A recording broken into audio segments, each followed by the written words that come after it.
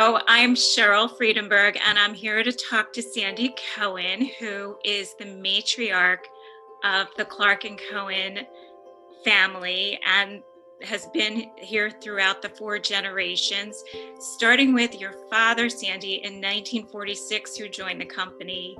Then your husband joined your father in 1963, and then your son joined his father in 1988, and then your grandchildren joined in 2018, and you have been this common thread throughout the evolution of the company and the industry over the last few decades.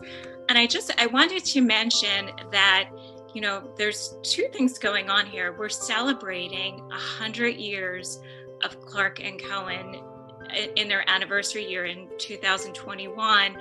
And we're celebrating you as a woman during March of Women's History Month. Sande, are you surprised about the companies and how it survived throughout all these decades and the four generations? Tell me a little bit about your experience. Not at all. Barry went into it with my dad when we got engaged, and Richie always wanted to be in it. So Richard went in it with my dad and Barry.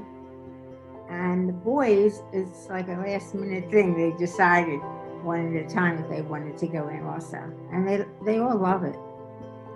I mean, as they get older, my husband, he had enough. They came out with computers and he did not want to have anything to do with the computers. And how have you seen the business grow and change over the years from your perspective? Completely. To begin with, when my dad was in it, he worked for someone. He worked for Mr. Clarke. And they used to get calls during the night all the time.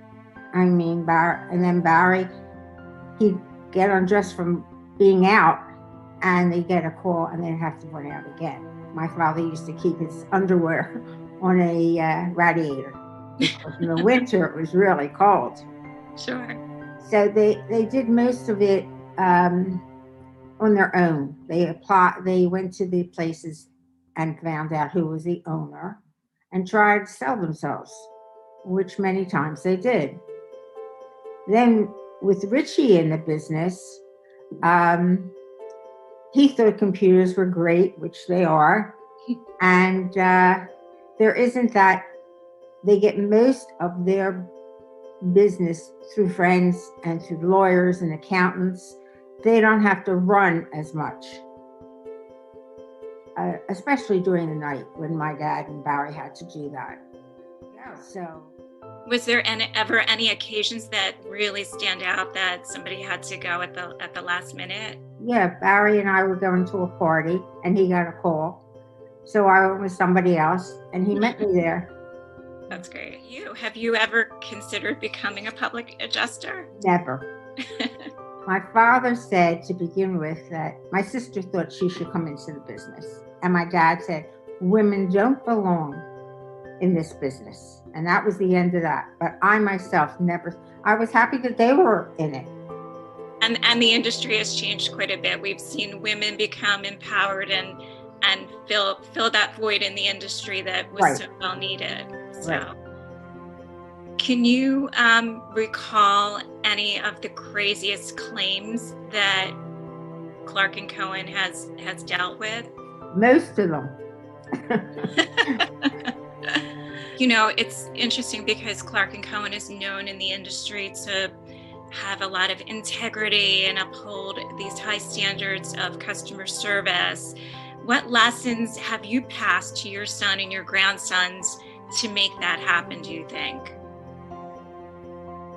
I can't think of anything. They know I'm interested in it. I mean, every time I see one of the boys, one of my grandsons, I ask them this, that, and the other thing. And Richard too.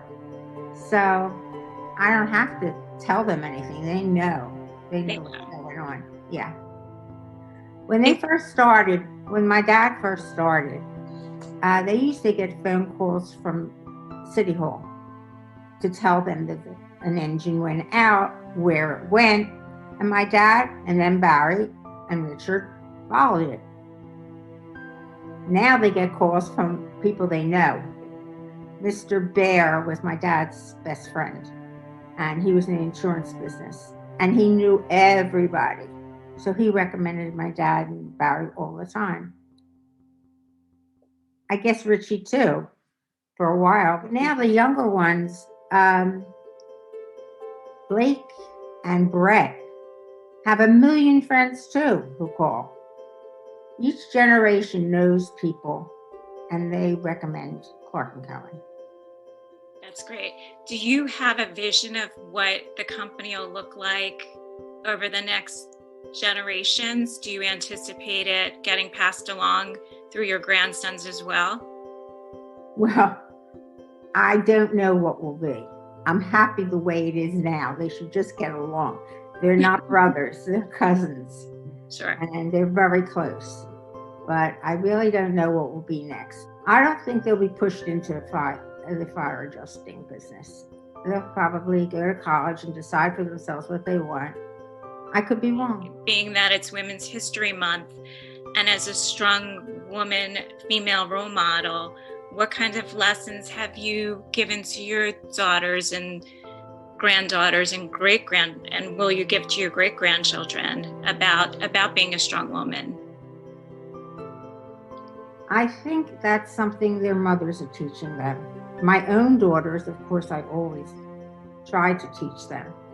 But then when it comes to my grandchildren and then the great-grandchild, I think their own mothers and fathers will teach them. Is there anything else you want to tell me that I haven't asked you about regarding the business and the 100 years it's been in existence and your family's interest in the business and the 4 generations of Cohen family members?